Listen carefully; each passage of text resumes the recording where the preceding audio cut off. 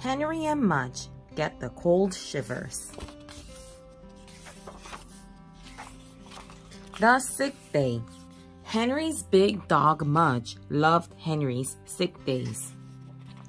When Henry had a sore throat or a fever or a bad cough, he stayed home from school in bed. In the morning, Henry's mother brought him orange popsicles, comic books, and crackers.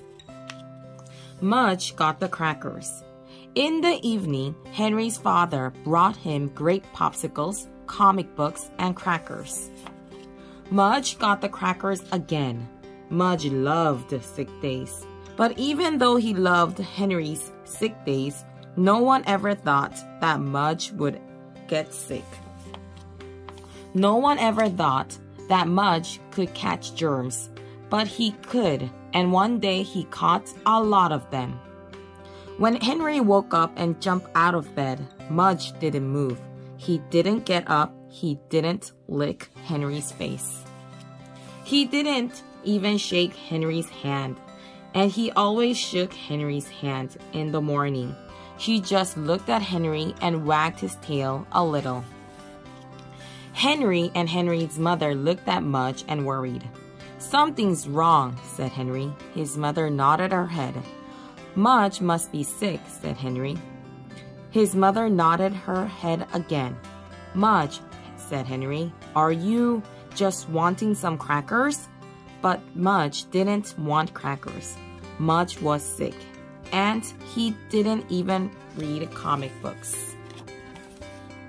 The vet.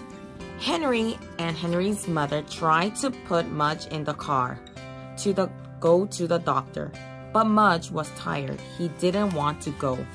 "Hop in, Mudge," said Henry. Mudge sat down on Henry's foot. "Hop, Mudge," Henry said again.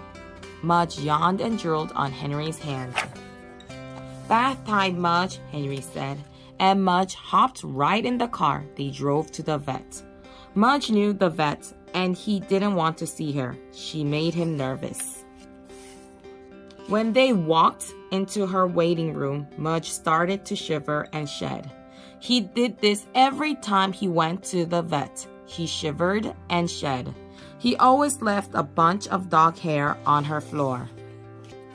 When it was his turn to see the vet, Henry and Henry's mother had to pull him like a horse into the room. "Hi, Mudge," said the vet.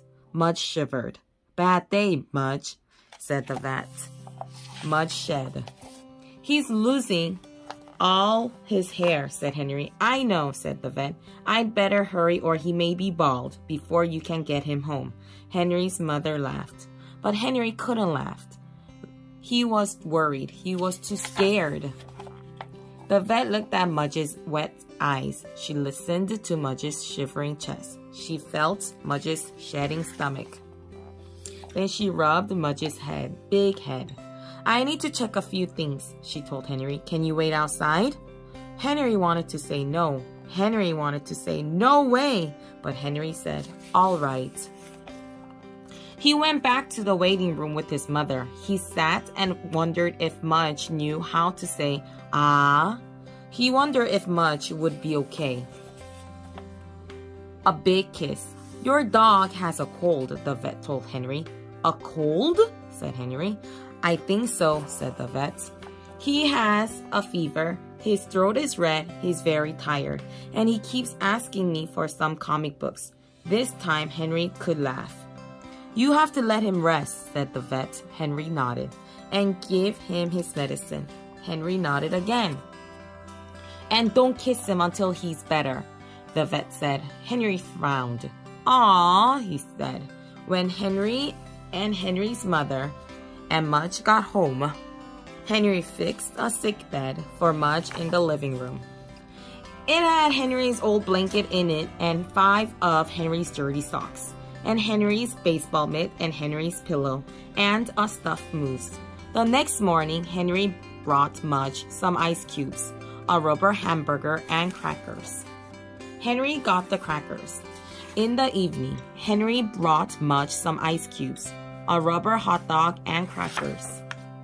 Henry got the crackers again. But the next day, Mudge ate all of the crackers. His sick days were over. And Henry gave him a great big kiss.